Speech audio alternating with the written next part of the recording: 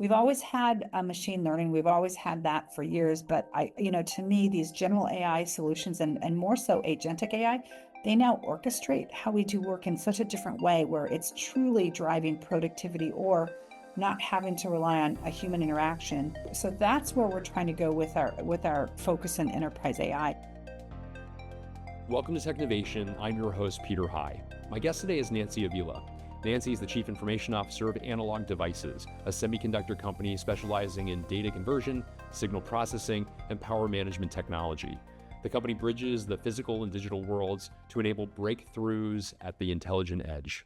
Analog Devices earned nearly $9.5 billion in 2024 revenue. Nancy has been in her role since August of 2024, and in her first year, she implemented what she refers to as a three-pillar strategy for IT. She's a champion of transparent decision-making, which she says is even more important given the pace of change in business today.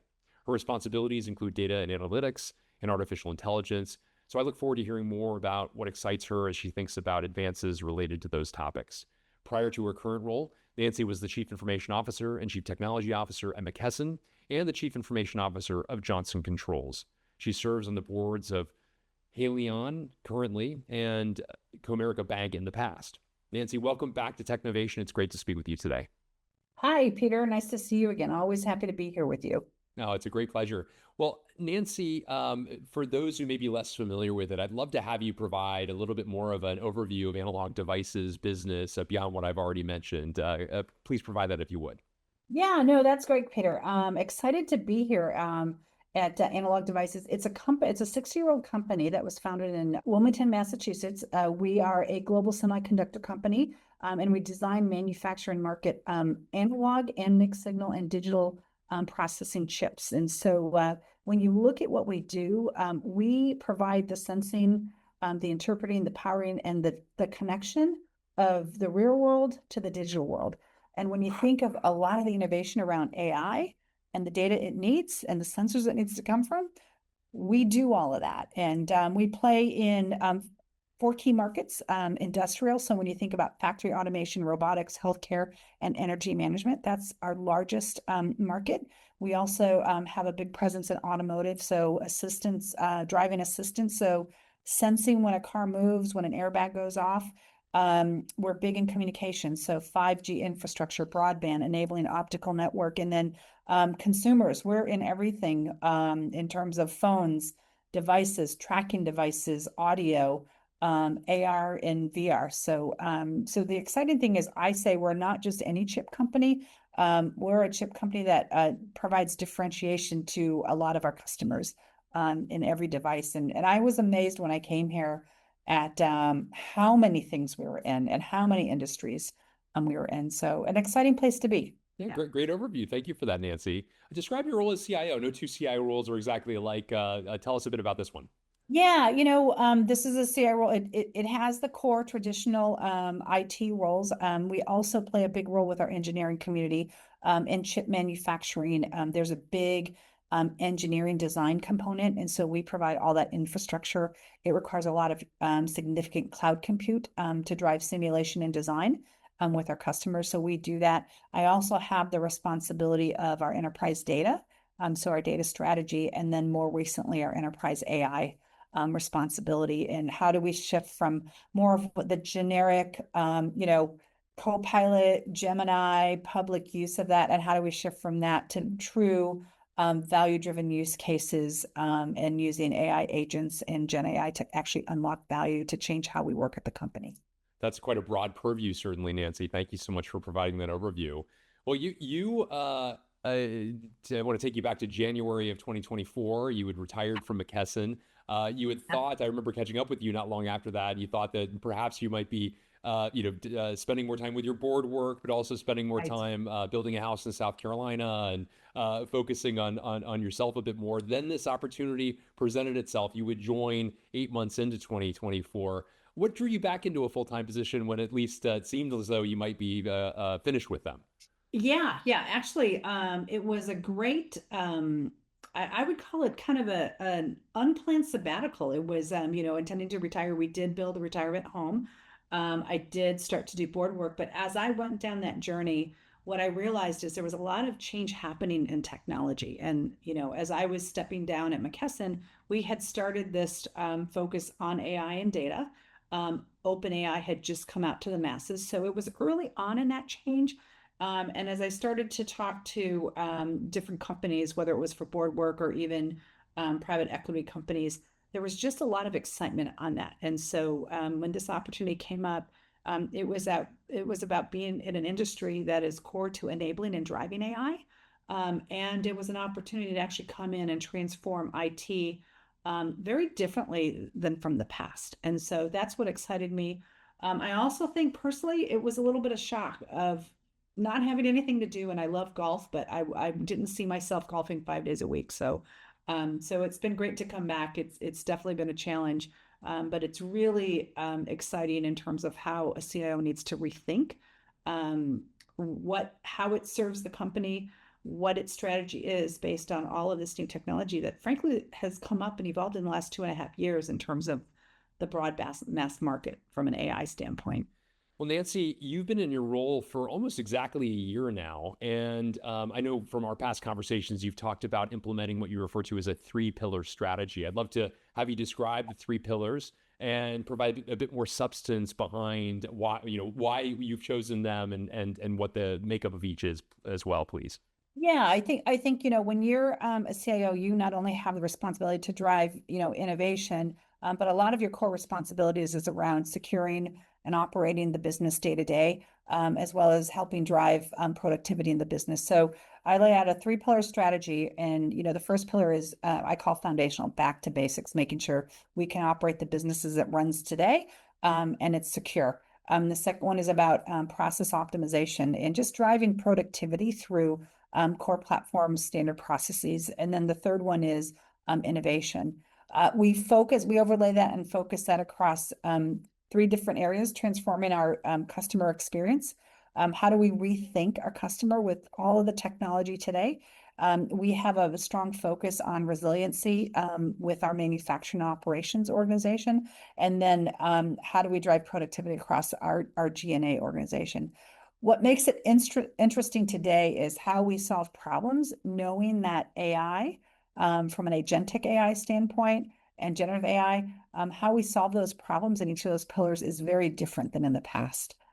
So that's actually what makes it very interesting and exciting and challenges you to really rethink, even within your own organization, how you solve these problems.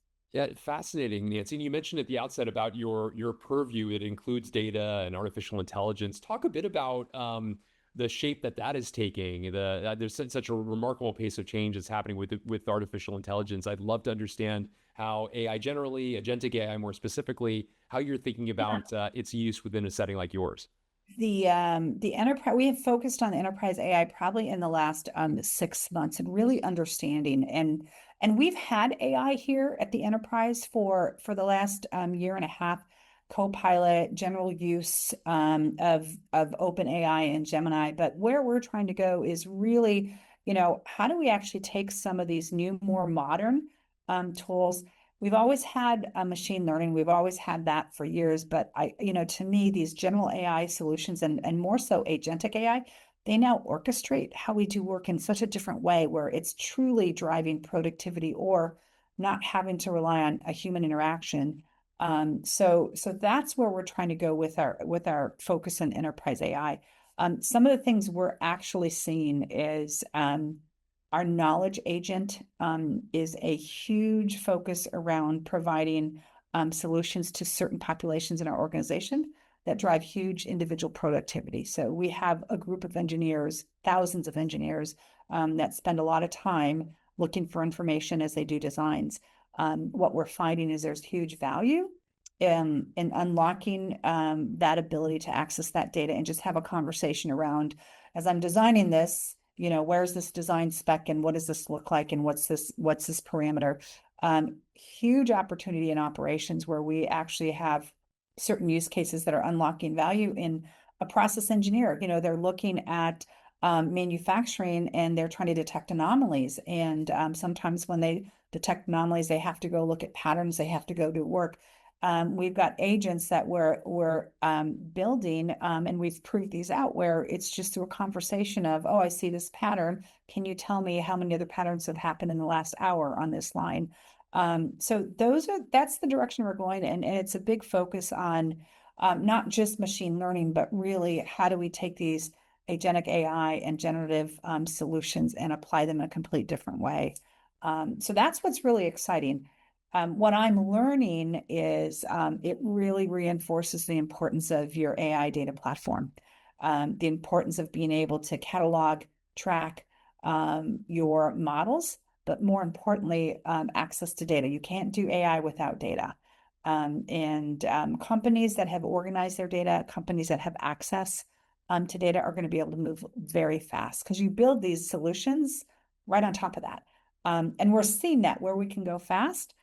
We've got the data available. We have the data ready. Where we have to do a little more work is where we have to go back and actually do some fundamentals around data quality, data integrity, and things like that.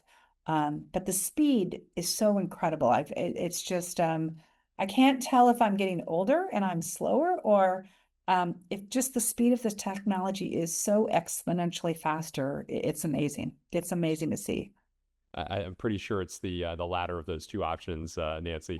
I want to a related topic in some ways. I know from our past discussions about it. You're a big fan of what you refer to as transparent decision making as a key to building trust with leaders across the enterprise. Talk a bit about how you bring that to life and what you mean by transparent decision making. Yeah, and it's a lot of times, and a lot of my experience coming into companies, there have been so many changes, whether it's acquisitions, integrations, budget moves, reorganizations.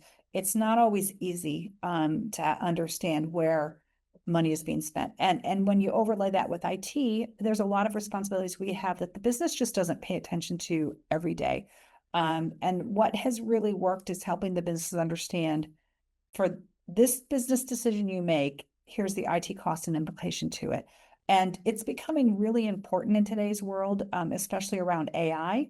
Cloud compute is a big spend of ours. We monitor that closely. There are tools that we've put in place with our engineering community to help them understand when they make design decisions, what the cost of that for their compute is.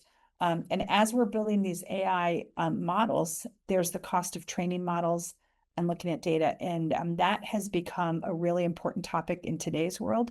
And in today's world, it requires automation. Automation so that you don't find out a month later that you spent $100,000 training a certain model. But I have found that to be very effective. And I think that's going to be really important as we mature from an AI standpoint to really understand, are we getting the value for what we built? And from that cost perspective, does it make sense? And you, I know, are also very you've talked about driving or the necessity to drive as CIOs and shaping business goals, not just implementing them or reacting to them. And especially in light of what you've been describing, these important tech trends to organizations, I can certainly understand the necessity to help explain the art of the possible, its potential implications to a business like yours. Again, I'd love to have you talk a bit about your methods in doing this effectively. Yeah, it's been a real interesting learning coming to ADI. There is an amazing population here, which I love of engineers, and our product is technology. And so we have software engineers and hardware engineers that code. What I find where you have great collaboration and great respect and partnership, you have a huge influence in terms of how you shape what they do. But it all comes down to understanding the technology. So we're a semiconductor company. We have some amazing, brilliant engineers, and you need to understand what they do and appreciate why they need to do it. I think the other piece is the more you understand what they're trying to solve, the better you can contribute and influence that. And so where we have some great partnerships in our engineering enablement community around some of our chip design. We have great partnerships in some of our customer areas where we're actually sitting at the table helping them rethink, a digital experience with our customer, helping them rethink metrics in terms of how we track that online and offline. And that I think is where the real value comes in, and we work as one team. But I always find that if you know the business as good as the business, if you have the curiosity, you end up just by default helping solve their problems. That's a really fascinating point you raised, and I especially like where you began your response as well. You worked at McKesson, at Johnson Controls, massive companies that had a lot of great technical depth, not only in IT but beyond it as well. But they Yeah. weren't tech centric to the same degree that your current company is.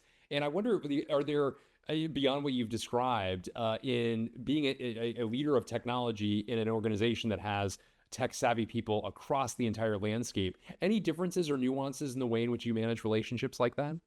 Yes, it's been you know, when you think about technology, back in the day when I started, technology was not as flexible or as I would say available, and everybody relied on IT to get access to even actually create functionality. That world has changed, and with AI, it's going to change faster. And when you have a population of engineers, and we've got some great engineers that understand and appreciate security, they know infrastructure. Um, uh, it's about, I call it freeing the people. It is about understanding what problem they're trying to solve or what they need to work, and how do you help them work within the right guardrails? How do you help acknowledge or help them be a partner where maybe they're going to do their own coding? And a lot of times they do their own coding for product, but making sure we work with them. So it's a lot more about governance and orchestration, more so than ever. And that used to always be on a product development team, an engineering team. But when you think about agentic AI and generative AI, that is going, the same thing is going to happen across our GNA functions. They don't need IT to always do the coding. So it's really rethinking what you need and how you have to support them. So it's been a great experience. Our responsibility starts with that first pillar: operational stability, security, and then how do you work with them to enable it fast. I see a lot of tools come in with AI, and I'm sure my peers see the same thing. We have our business that come and say, we've got this tool we'd like to test and try out. So we try to give, I call it, a safe space to innovate. And then when they're ready to scale or when they want to try it out in other areas, how do we work with them to have a scalable and sustainable solution? That's where it really becomes our role, is once it's something that's going to add value across the enterprise, how do we help scale that so it really brings value to the company? Very interesting. I appreciate you sharing those insights. I also wanted to ask, as I mentioned in the outset, you are a present and past board member of consequential organizations, currently Haleon, a major healthcare organization, a Comerica Bank previously. Talk a bit about your pathway towards board membership, what you've gotten out of your having joined boards, and what you believe is the value that CIOs can provide to boards that they might join. Yeah, I was very grateful to work. Actually, I would say George Oliver at Johnson Controls, he encouraged me to join a nonprofit board. And his view was it gave me another perspective of a different management team that I could bring back to my day-to-day job. And so he was very supportive. I started with an operating board at the Children's Hospital of Wisconsin, but that was probably the first step in terms of becoming considered for public boards. And so when I moved to Texas, I joined the Dallas Regional Chamber and got connected through that community with Kurt from Comerica. And so that's how that connection happened. But what I loved about my roles is, you go in and they're looking to you for cyber expertise or IT technology expertise. That's your core responsibility to contribute. But what I loved is as you start to learn and become part of the board, it becomes a very collaborative participation, and learned a lot about banking, learned a lot about regulations in regional banking. And then today here at Haleon, what I love is being able to contribute with my healthcare background on some of their go-to-market strategies. Tech is fundamental to a lot of what we do, whether it's going to market, whether it's operations. AI is a big topic in the boardroom. So I don't, I would say Children's was my first start. It was getting advice and support from your CEO to join and participate the boards. And once you have that, then it's just a matter of networking and demonstrating that you have that experience in joining. So I do feel very blessed. Yeah, great advice though, and fascinating to hear about your pathway towards this, and the steps along the way, what you gained along the way as well. Our conversation already, Nancy, has understandably covered a number of rising trends in the world of technology. Any others that come to mind as you look to the future that have you particularly excited? I think what has me excited, and I don't think I would have thought about this 3 to 5 years ago. Um, I actually have a background in math and statistics, and the concept of AI has been there for a long time, and it's always been something you hear about. I think what's so amazing is the pace of AI that's happened in the last 3 years alone, I think is really the transformational piece. But I think what I'm excited about, and I is quantum computing is real. And I think back about 7 years ago, I was on part of this CIO research board, and we had somebody from Stanford come and explain what quantum computing was, what's real and what's not. And it seems so far out. But I think most recently they were able to demonstrate a certain level of computation with quantum computing. So it's actually real. I think humanoids are, I, I don't think they're going to be here tomorrow, but the innovation is happening so fast. I think we're going to see some variation of humanoids where it's really going to change our life. I don't think they're 20 years out. I don't know that they're 2 years out, but I think there's going to be real technology that we would have never imagined that's actually going to change. I look at my age, not that I'm old, but I am retired. But we have a population of people that use wheelchairs and walkers, and think of some sort of robot or humanoid that assists in a very different way than a wheelchair or than somebody with a walker. I think those are real. I think those are exciting, and I think they're going to help address a huge population of people that can improve the quality of their life. That's a great vision of the future. I thank you for those observations. I wanted to also ask you anything you've recently read, watched, and or listened to that you'd recommend to others? Yeah, I would love to read more, but I'm a big podcaster, and three always come to mind. I'm anything from Adam Grant. I'm a big Adam Grant fan, and rethinking. I just listened to one around attention span, and the question was really, with all this tech, are we losing from a human standpoint our attention span, or are we not getting smarter? But it was some really interesting facts of that's really not happening. But so I always love his perspective. I love Bloomberg Tech. That's been very interesting in my current role. Some of the recent topics they've covered has been around the CHIP Act, AI, open AI, some of a business perspective around some of these big startup companies. And then the one that I've listened to every now and then, but I thought it was so valuable 2.5 years ago. It was called Practical AI. And it's a great way to kind of just see what startups are out there, what's actually happening, the advancement of ML ops a few years ago, some of the newer tools on how you would manage and catalog models. It was just a great podcast to kind of learn what's going on in the AI world. So those are three I would recommend. And I'm a big foodie, so any food channel television show is my personal one. That's fantastic. Well, thank you for those suggestions. And Nancy, thank you for a great conversation on so many topics representative of this exciting first year in role at Analog Devices. It's fascinating to hear about all that you and the team are working on. And thank you so much for taking time with me today. Thank you for having me. I'm excited to be here. I think Analog has some great things in the future. It's playing a huge role in the mobilization of AI from the edge to enabling its infrastructure. So it's fun to be part of it. So thanks for having me. A pleasure.